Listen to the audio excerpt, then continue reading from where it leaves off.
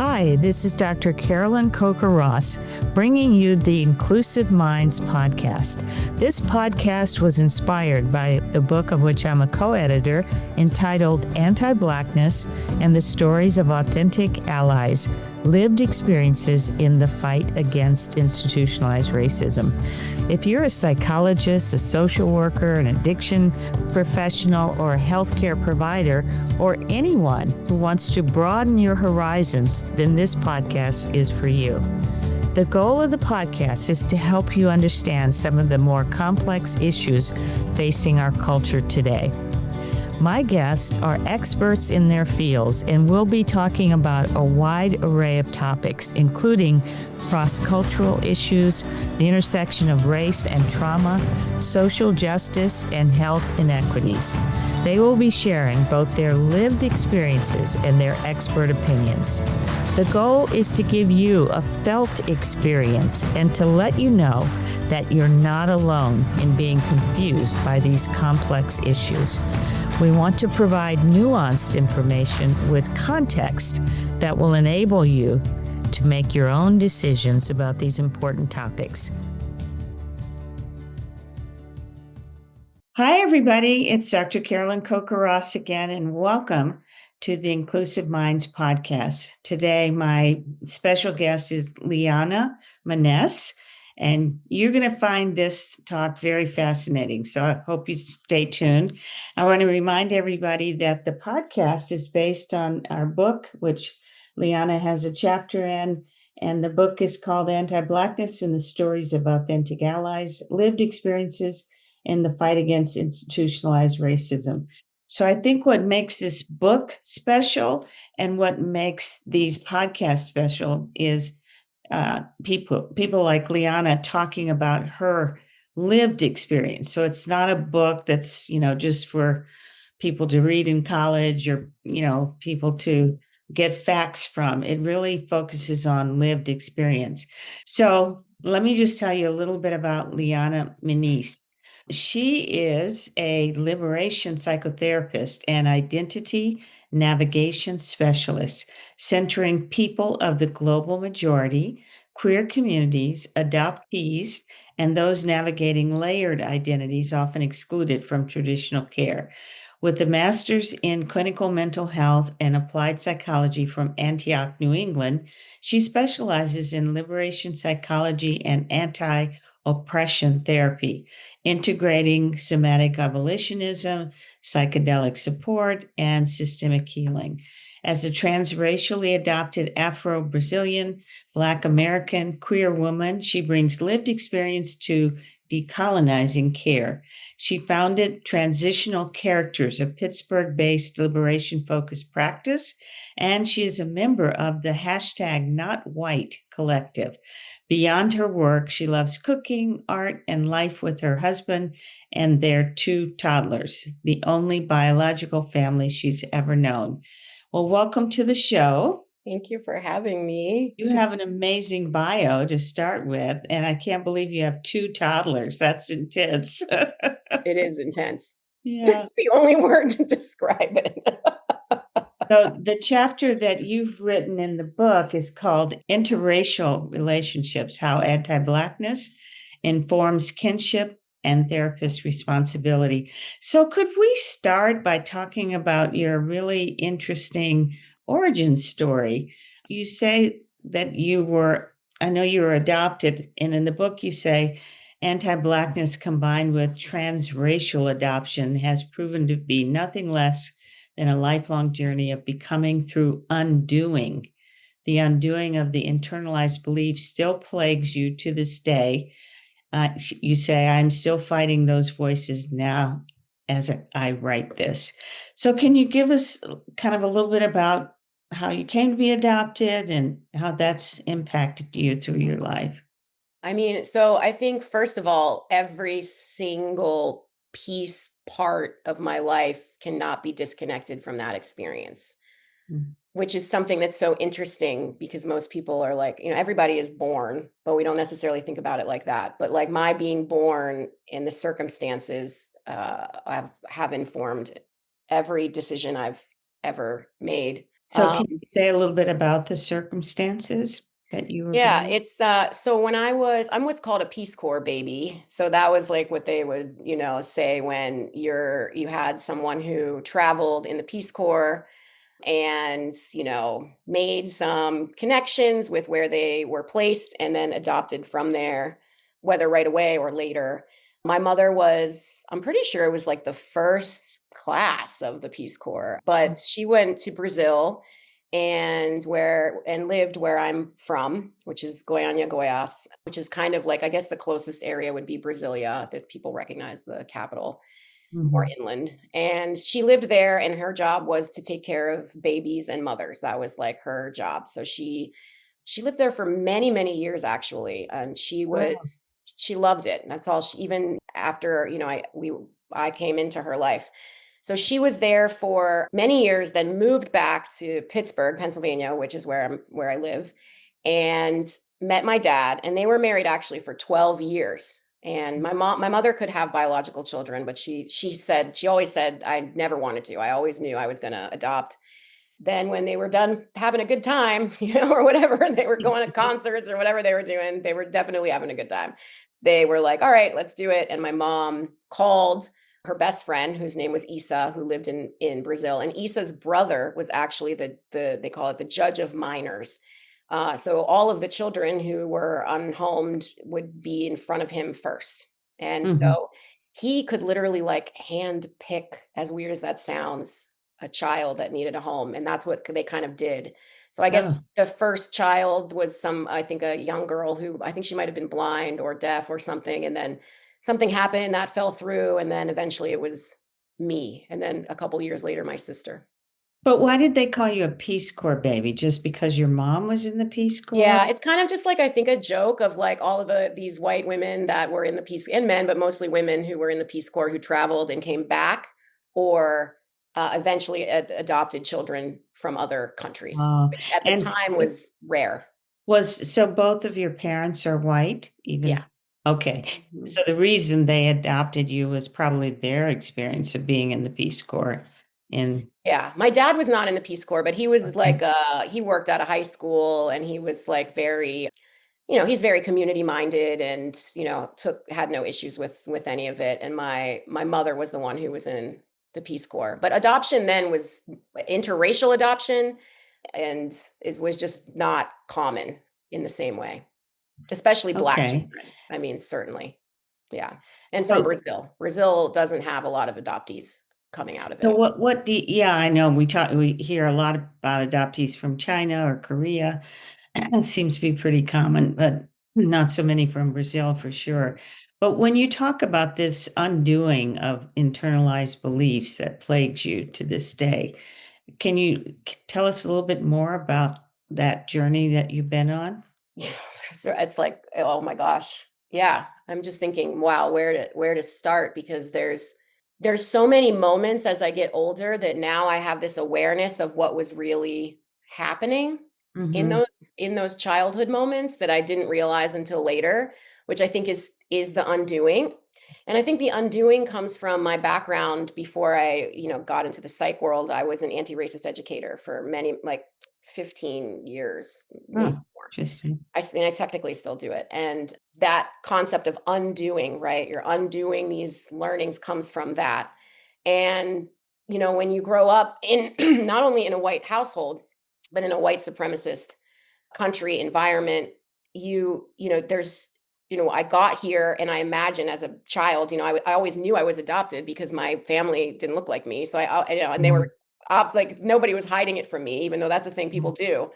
But I didn't fit in at all. And I was very aware of it very, very early on in my life, Mhm. extremely aware, whether it was just like my neighborhood or my own family. And I actually felt most comfortable with my mom and my dad, but my extended family, it was very scary at times. I was very aware of those differences and Mhm. ways of seeing the world and the way that I was seen treated differently, unseen really. And then also, during that time, there was so much placed on the body. So I think for me, a lot of what I mean in that statement is actually related to my body. Mm-hmm. In not just in terms of the way that I looked, but like, this was Kate Moss era, Yeah. skinny, 90s. I remember there were what we would call dark skin, light skin wars going on. That's what they called them at school. There was a lot of internalized racism being worked out for everyone. And I Mm-hmm. think for me, I had a particularly hard time because I was like very confused about who I even was. No one in my family or my community even called me Black. It wasn't until many years later when I was actually like well into my adulthood Mm-hmm. that somebody referred to me like that without me saying anything. Mm-hmm. And I remember that moment because it was so intense. So I think like just not really knowing like who everything is about what people are placing onto you. And in order to figure out like who am I, what is going on here, you have to undo all of those messages. And of Yeah, course it you has to do said, with I'm sorry, you said you in the chapter that you also had kind of a mistaken idea of who your birth mother was, yes, and that yes, had to kind of be undone. Can you tell us a yes. little bit about Yeah. that? Yeah. Yeah. Yeah. So this is just such an interesting, psychological phenomenon, of how we process here. But I definitely had this idea of my birth mother as this, like what people would say, certainly not my family, but what other people would say about women who are, of color in other countries who don't keep their children, as like whores or prostitutes or this type of language, that there was something like inherently bad that led about them that led to the circumstances. And it was never something systemic, always something an individual, an addict maybe, right? Or something Yeah. messages like that. And I had said something like that to my mother at some point. I don't really remember if it was in an argument or what happened. And she flipped out. She was just like, "What are you talking about?" But I really believed that. Like, it wasn't like I was trying to be me. I like really believed that that's where I came from. Mhm. And she said, "We don't really know, honey. Like, I don't know where that came from. Like, that is not true. And, we don't have a lot of information, but she was like, "This is just because, there wasn't a lot of money and we know your mother loved you and she took you, to someone to try to care for you." And, she was just kind of trying to undo all of that messaging. But I still to this day, like have no idea where that came from. And I imagine it came from, my environment somewhere or something, someone, Well, even but even in movies and yeah, TV, women exactly. who, especially Black women or women of color who give up their babies are these addicts, Yes. or their children were taken away from them for various reasons. So Right. it makes sense. It's just interesting that that's what you kind of Yeah, internal. actually verbalized as like a belief. Yeah. Yeah. Yeah. And it just goes to show how much all of that matters, right? It matters. Those messages, the representation, it really does make a big difference in how kids, right? I was a kid when this Yeah. happened. Did you internalize any sense of that there was something wrong with you and that's why your mother gave you up? I think that that is sort of this automatic Mhm. thing that happens almost biologically, Kids Mhm. really want to please their parents, right? They Yeah. all do, even if their parents are awful. They still have this deep Mhm. desire to please them. And so absolutely I had internalized that, I could have done something differently. Even though I consciously knew, I was a baby, like what was I really going to do? But absolutely I still feel like that. And I think I feel like that too because I'm like, nobody came looking, not like they were going to really be able to find me. There's not really information that you can find there. But I And think, especially that if was they were part of it very too. poor, if they Yeah. were poor to raise you, how would they travel to the United States or whatever it takes Yeah. to find someone? Yeah. But definitely, I think that's internalized for sure. Okay. Yeah. So I know you said that or in the bio, it says you're a liberation psychotherapist and identity navigation specialist. First of all, those words are really interesting, but what does it mean in terms of what you do on a day-to-day basis? So that's a good question. So like liberation psychology is really interesting because I learned about it actually in anti-racist studies. So I taught it, but as an anti-racist educator before I got into the psych world. So I Okay. knew that that's what I wanted to do when I came into the psych world. I was like, that's the world, that's what I want to focus on. And, liberation psychology is really, I guess, sort of like the antithesis of what we think of as like Western psychological practice. It really emerged in Latin America. So I also felt that connection to it. And Ignacio Martin, I sometimes say his last name wrong, Barro, I think, was the founder. He was murdered by the CIA, which also I feel like is important because that's how, we would say Settling. radical, but it's like, Yeah. it's not really radical, right? It's like, but we would say, because he was a radical. He was a leader, in terms of that really fostering a critical consciousness and an awareness of the collective fight for justice and liberation, an action oriented way of being in the world. And so I deeply connected to that.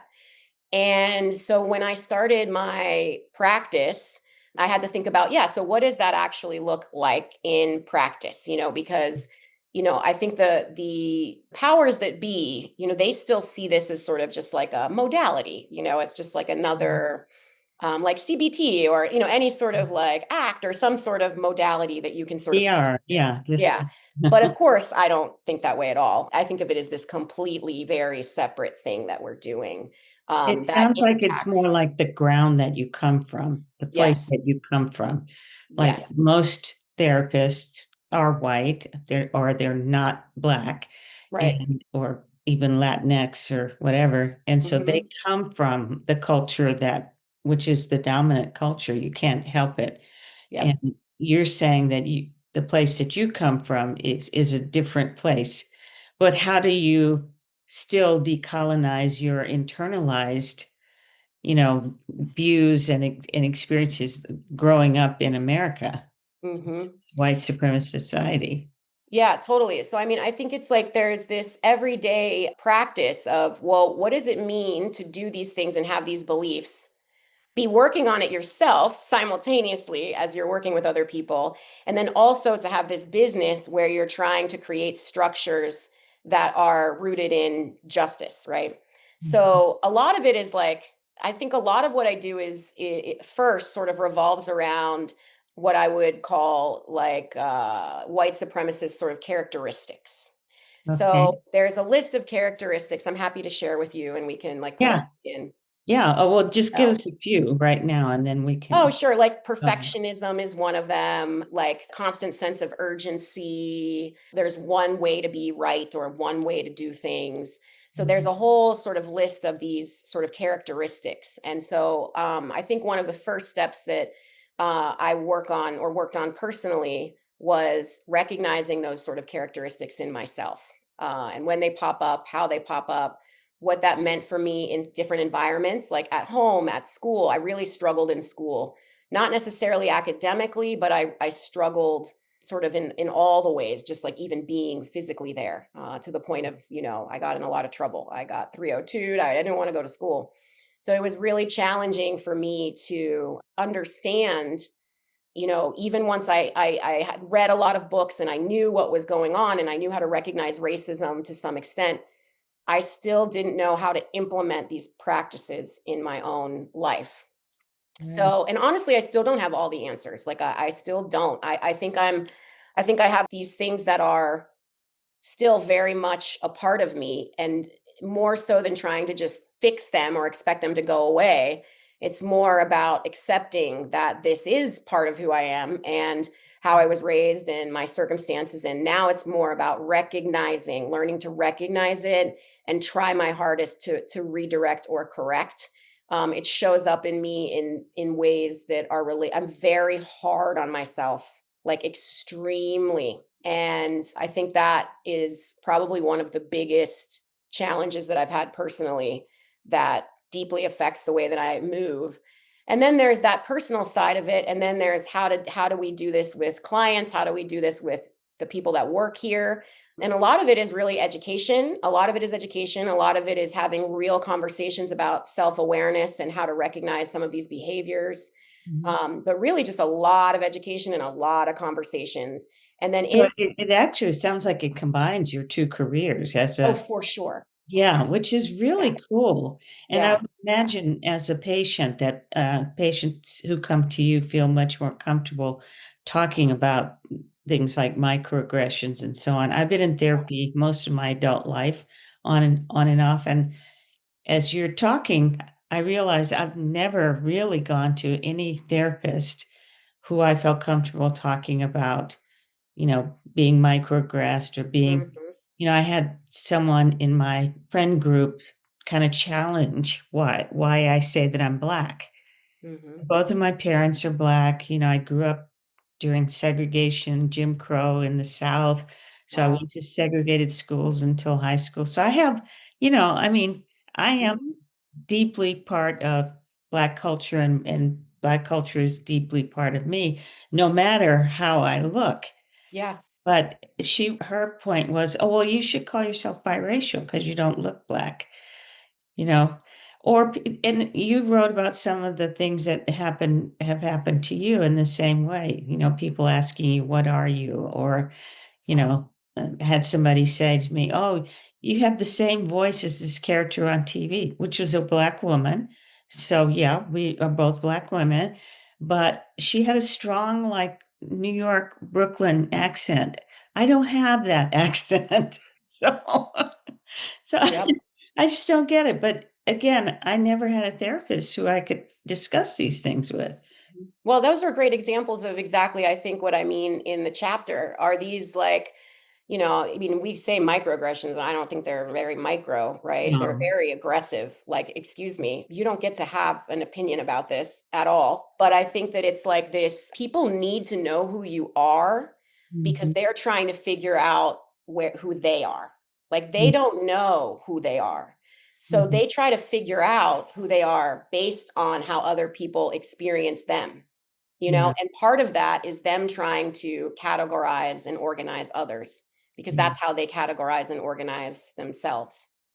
And so much of that undoing, right, is separating yourself from that. I And remember the doing need, my also their need to be right about it. yes, right, Yeah, which is a white supremacist characteristic, right? Like that's this, that's what I'm learning from you right now. So yeah, that's very interesting because you yeah. can say, well, here's this, that, and the other, and they're still like, no, your voice sounds like, no, I'm not Like even. everybody's voice sounds like all kinds of things all over the world. Yes, right. But mine Yeah. doesn't sound like a Brooklyn accent. I can tell. I would love to have one. I think it's pretty cool, but I mean, people make up a lot of stuff. And also, people project a lot of things onto Black women. yeah. And I think that's one of the most fascinating conversations in the anti-Blackness canon of conversation, right? Of things to address is the amount of ways that people use our bodies to project their own trauma, their own fears, their own whatever Need to be onto right. us. Yeah. And Yeah. it happens Do in you every think aspect. that is ancestral? I'm just thinking when Black women were enslaved, that many took care of white children and raised them. And there's always this kind of thought that, the strong Black woman meme. And, do you think that in the white psyche that there is this sense of, that something from that ancestral time that makes people think that they should, Black women should be more nurturing, or Black women shouldn't be angry, or fill in the blank.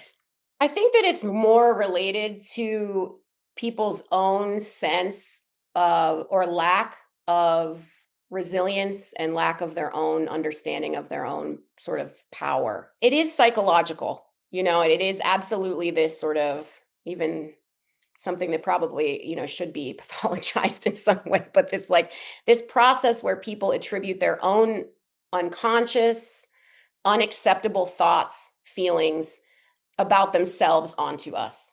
You Mhm. know, I think that it is absolutely part of how racism is shaped, not just, in America or through enslavement, but, onto people of color all over the world, It's when you think about whiteness, right? And we're seeing it now currently in our society currently, it's always a flip, right? It's not me, it's you, right? There's always this like, this is all this violence is happening because of you, even though the you is not inflicting any violence on anybody, right? But it's still, you're the violent one, the Black people are violent, the women are violent, we're aggressive, you deserve this treatment from these other groups.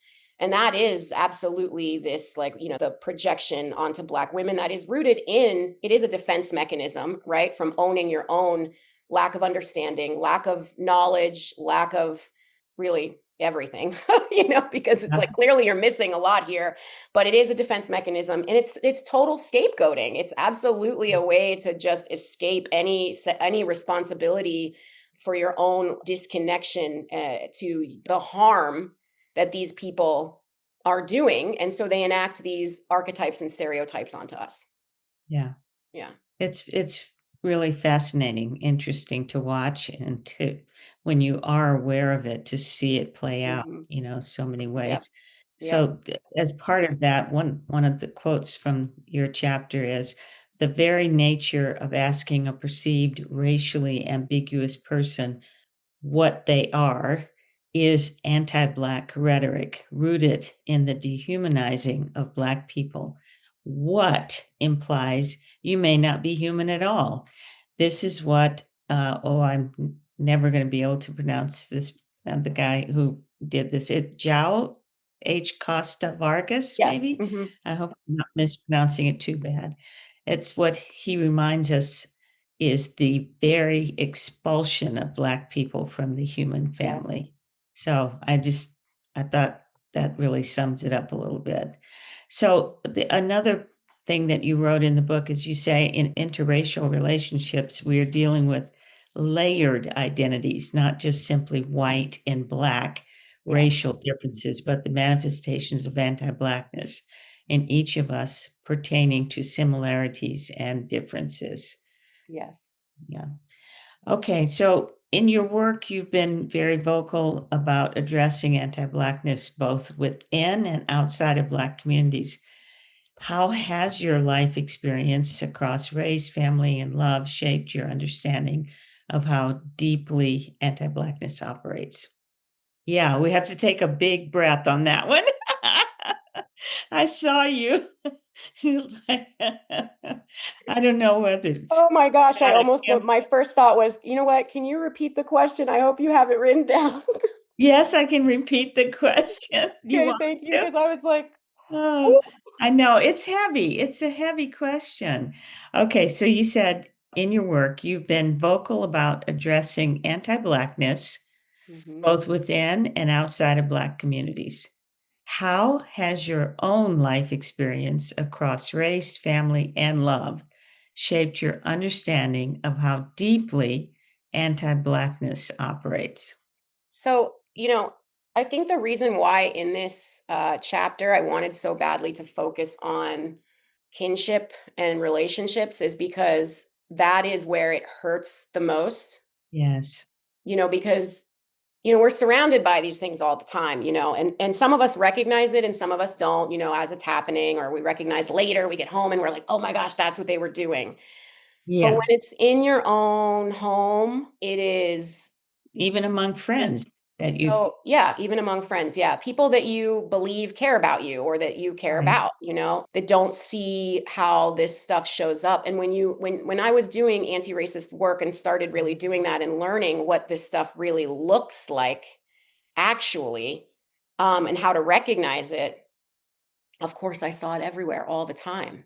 Mm, And then I was so hurt because yeah, all these people that I had on these pedestals, including my parents, I had to be like, oh, even in love, this doesn't go go away. away. Yeah, it doesn't go away. And not only does it not go away, most people are too defensive to even be interested in hearing what is actually happening, or adjusting, which is, of course, what I see in the work that I do, especially in families, and parents who don't want to see those differences, right? I'm not racist, I'm not racist. I have I a Black child. adopted I a have a Black child husband.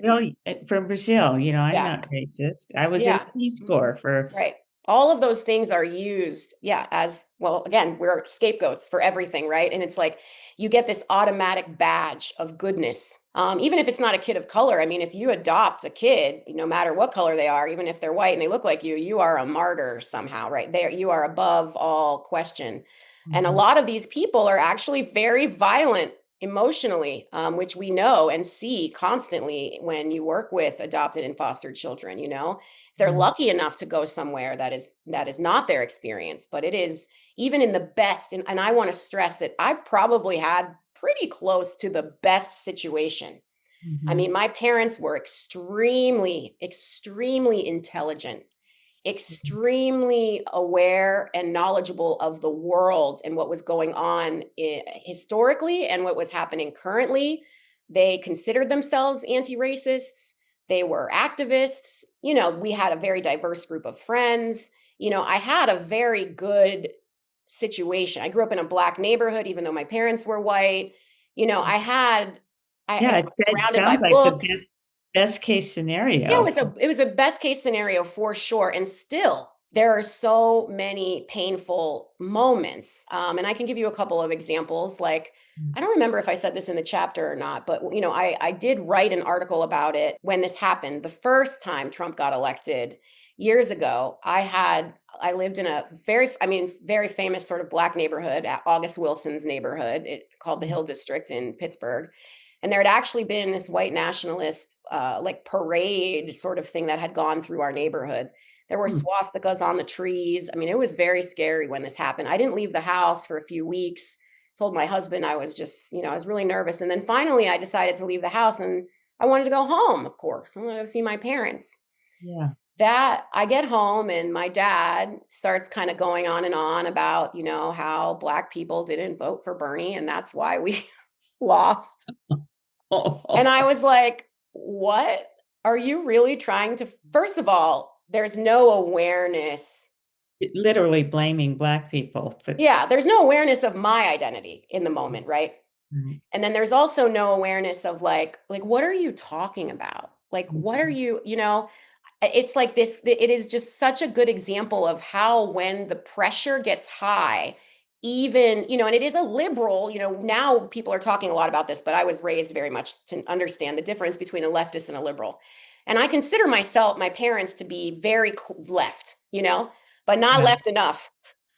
But maybe, but and again, there is a large generational difference. My mother would have been in her 80s now, so in their time they were whoa, way left. But so I Mm, don't consider them like liberals, but they certainly are in between sort of a liberal and a leftist because there was not an awareness when that stress came of who they were taking it out on, my father, at least in this particular case, mm. who I have a very good relationship with. I loved my dad. I was a daddy's girl all the way. We were very close. And these moments crushed me. That was one of the first times in my adult life that I was like, I'm going to take myself into an institution. I was Mm, so hurt after yeah, the argument that ensued after that because I mm. felt so unseen.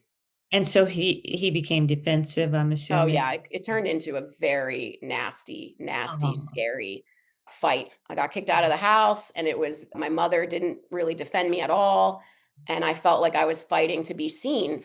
Like, do you know who you're talking to? You can't even hear what you're saying. Like I was so deeply traumatized by that situation. And then my father, he doesn't talk about anything, right? yeah. Which is another trait of another podcast conversation, but another trait, where it's like, we just don't speak until he'll never apologize. But then he called me like weeks and, he'll call weeks and weeks later and say, "Hey, I found something you were looking for," or, just using something to kind of reach out, but Yeah, never an apology, never an awareness of the severity of what happened.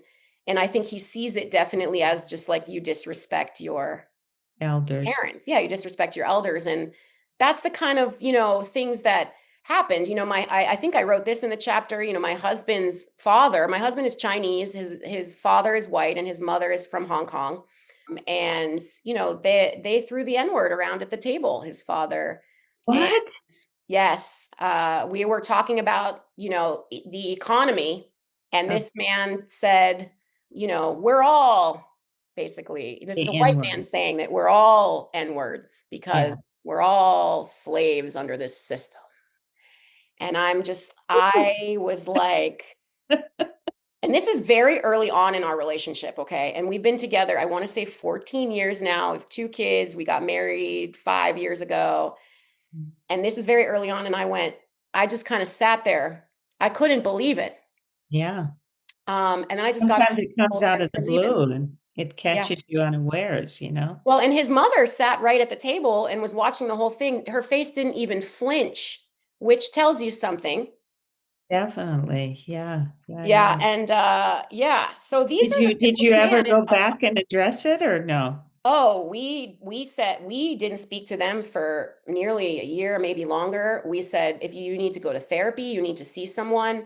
We're not okay with this. It was very serious, and it gets worse because his father finally did agree to see a therapist, went, and at one point invited my husband to come to a therapy session. I remember my husband was actually kind of excited about it. Like, Yeah. I'm happy to talk about this. He wrote a list of the things he wanted to talk about.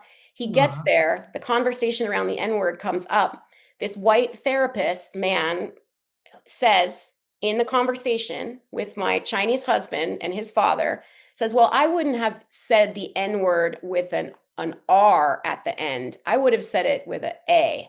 Ha ha Oh, ha ha ha. oh no. Yes. Yes. Oh my God. So that just Yes. compounds Yes. everything. And that is probably one of the major reasons I am here in this seat Yeah. doing that work, because of the trauma that is caused, because everyone wants to say it's like, oh, Black people and brown people, we don't go to therapy because it's not in our cultural, they put it on us. And it's like, no, it's because look who is doing that job. Yeah. If And people looked like us, people would come to therapy. yeah, like I said, 30 some odd years of Yeah, therapy. but they want us to believe that it's Never because talked of our about culture, racism, in my Yeah, therapy. yeah. So, I mean, But these are it's things that okay. happen constantly. And again, these are liberal people. These are people who consider themselves. This is Yeah. a man married to a woman from Hong Kong, married to a Chinese woman. So Yeah. there's no thought, right? There's no thought into this concept of what it means in an interracial relationship, and what that really looks like. And to be honest with you, a lot of people I see in interracial relationships that come to me with issues don't make it, because once they really understand the tokenism and the defensive behavior that comes when you really start to recognize these things, doesn't tend to go very well. I Yeah. could talk to you for days. You have a wonderful, interesting career, but I want to wrap it up because we're almost out of time and just ask you if you could kind of imagine, like John Lennon, imagine Hmm. what a truly liberatory healing space looks like, whether it's therapy or community work or relationships. What would it feel like? And how close is your group to building such a community or such a space? I think it feels like not quite there, but very close to loving yourself. I think a lot of people talk about loving. It starts with you as Yeah. everything Yeah. does. I mean, that's what's taken from you, right? Your humanity, your dignity, right? These are the things that are taken very young. And a lot of people don't even realize, they think they have these traits, that I do love myself. Like, No, but most people do not have these. And it's not your fault. You're not supposed to, in a society that looks like this. It's supposed to be taken from you. And you're supposed to be a worker, be cog in the system. So I think I think that's what it feels like. I don't know what it feels like to be there, and I don't know if it's realistic to get there mhm, completely, but I know it feels like that as I imagine it to be. And then in terms of getting there, absolutely, I feel like we are on the way, as a group. That's one of the reasons why I started this, because I had met a number of therapists as individual people who were amazing and very liberatory, very focused, very decolonial in their practice. but none of them worked for groups. And if they did work for groups, they didn't feel protected to enact those things in their sessions, And if they did, which we saw after October 7th, a lot of people got fired, pushed out of their jobs, all of that type of, thing. So I think that creating a space where people felt safe to really live the value of liberation and anti-racism as it truly is, and then also recognizing that I can't just like snap my fingers and everybody's Latino and Black in our field. That's ridiculous. So I think creating a space where there's a diverse group of people where we're all still rooted in our value system, and then where you can learn together even. Yes. Because I want someone like me who may not be able to get a therapist that looks like me to still access somebody that they can talk about microaggressions and they know what they're talking about. And they have awareness of what they're saying back. And they have a boss that looks like me that's telling them, boss, whatever that means, in private practice. And, but like somebody who has the expectation of that level of excellence in your understanding of navigating racism and colonial harm. And that's my expectation of everybody here. And I think also the ability to, if you're wrong, to apologize and repair. Self-reflect, yes. And to self-reflect and say, well, I did that wrong and I'm coming and we back. need training. You have to have a space to be able to train people. They don't teach you this stuff in school, even though it is a technical modality and there's psychological books written about it. You need a place where people can come and learn how to do this. And that's our goal. We want to be a space of learning, and we want to spread some offices around the country so that we can start exposing people to liberatory work. That's wonderful. Well, it's been just very interesting and educational to talk to you. And I'm sure anybody who listens to this podcast will gain a lot from you. So Liana Maneese, thank you for being on Inclusive Minds, and God bless you and your work. Oh, I appreciate you so much. Please stay in touch, and I'm happy to send any links and I'm very accessible. So you can share my email or whatever. I love meeting and talking and learning. And and please share your list, the supremacy list. That would be awesome. We can put it in our show notes. Yes, I'm so grateful for you and everybody listening. Thank you so much. Thanks for listening. Please subscribe to the Inclusive Minds podcast so we can let you know when the next great guest comes on. The link to subscribe is in the caption below.